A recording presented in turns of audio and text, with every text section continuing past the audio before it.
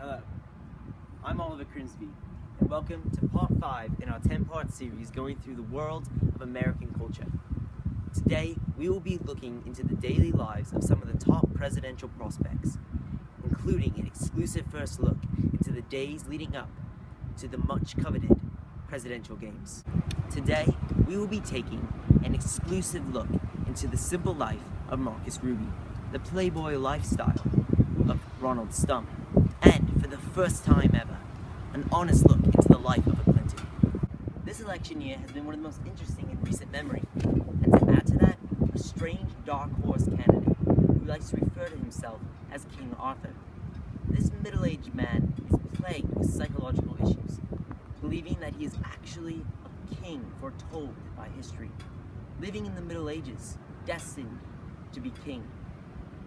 Unfortunately, we were not able to get an interview with this author, but we have been following his campaign very closely. Even though we were unable to interview Arthur himself, Lancelot, his most loyal knight, has agreed to talk with us. Hello, Lancelot. Thanks for meeting with me today. Nice to meet you, Oliver. So, Lancelot, could you tell me a little bit more about Arthur? Yeah, so Arthur became king when he was 14, and he has recently, a couple weeks ago, lost his sword in the stone, and he is desperately trying to find his sword in the stone. And a little bit more about Arthur. Arthur's a really cool guy, a great leader, and he has a smoking hot wife. Oh. So could you tell me, Lancelot, a little bit more about how Arthur has been preparing for the games? Well, Arthur's been lifting a lot, really getting built. He's also been working on his swordsmanship a lot. He is one of the best swordsmen I've ever met, probably the best swordsman I've ever met. However, he's not as good at riding horses as me, and you can ask Guinevere. So how do you think that Arthur's going to do in the games? Well, I think Arthur is going to do very, very well. I've known Arthur for a long time. Just a great man, a great fighter. I was a little worried for a little bit that Guinevere would take it hard, but I've decided that I will be with her to ensure that she takes it okay.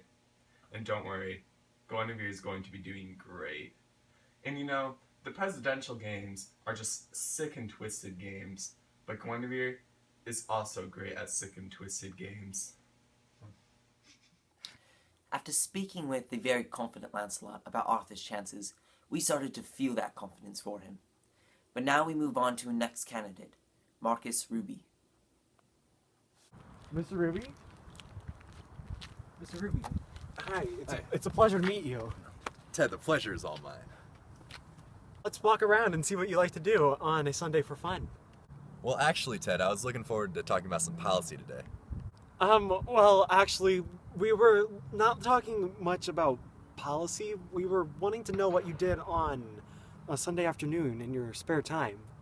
Well, Ted, I'm actually out here on a day-to-day basis trying to help the American people and make this a more prosperous country.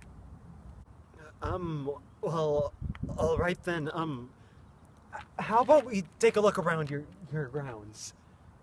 Right here we have the trash compactor, where I throw all of those horrible Congress policies. And here you can see, this is the border where all the illegals are coming through right here. And this is where my policy will come into action. We will stop the illegals, and we will make America free. Right here is the shed where I keep my tools. I use these tools to hammer out the false and horrible policies that Congress churns out. We spent 3 hours at the Ruby residence, but were unable to get him off of topics such as immigration, abortion, taxation, and anything else he could think of. But we had some sure bet getting something out of Trump, because he never likes to talk about policy. Hello, Mrs. Trump. It's a pleasure to meet you. So why don't you tell me about what you do in your free time? I spend a lot of time with my daughter. She's very beautiful. My wife, also very beautiful. She's a model if you want to see a picture. Very, very beautiful. Great, great, great family. Huge house. I live a wonderful, wonderful life, and I couldn't be a happier and more successful person. That's great for you. But I'm here to find out about what you do in your free time. Well, you see, Ted, I use my father's small loan of $1 million to build a great estate, a great company, just a very successful business owner. And don't let anyone tell you otherwise. After speaking with Mr. Stump about his lifelong dreams, including building a wall grander than that of the Great Wall of China, we decided to move on to our last candidate, Miss Hillary Clinton. Ted was unable to join us as he's fallen ill, so I will be conducting the interview today. What do you do on an average afternoon? Why are you asking? It's the point of this whole series. We want to know what the candidates do in their daily lives when they're not practicing politics. Don't feel safe answering this question. It's pretty basic. I mean, do you cook Bill a nice Sunday dinner? Sexist pig. Why can't Bill cook me a nice dinner? It's not always women in the kitchen. I thought maybe you cooked him something. Maybe he cooked you something nice on a Sunday afternoon. No, he'll never do that for me. After being called a sexist pig for the 100th time by Miss Clinton, we have decided to wrap our coverage up until the presidential games begin. Please join us next time, and thanks for watching.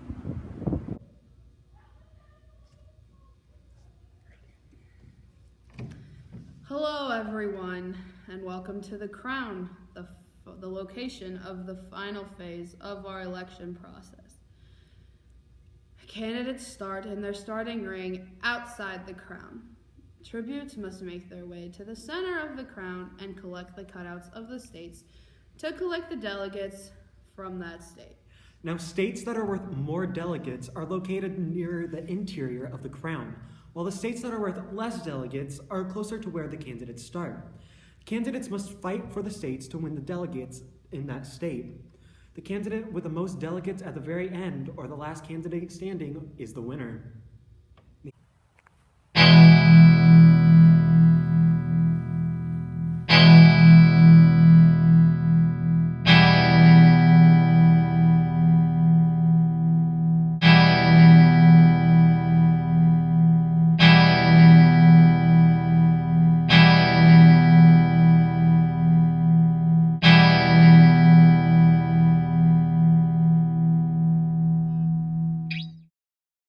Three, two, one.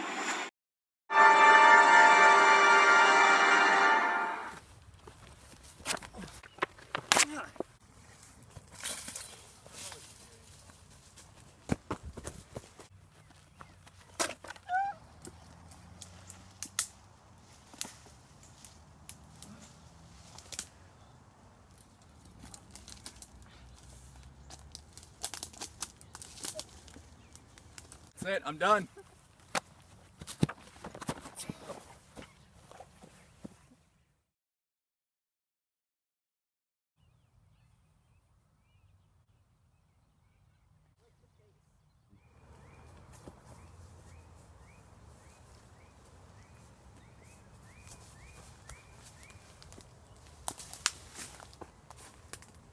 Huh.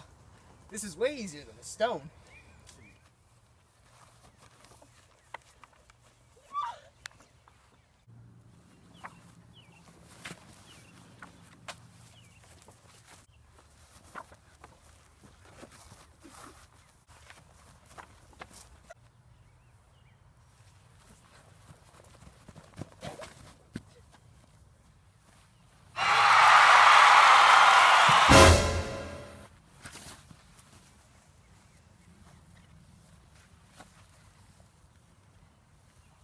I'm gonna make America great again. These are gonna look great on my wall.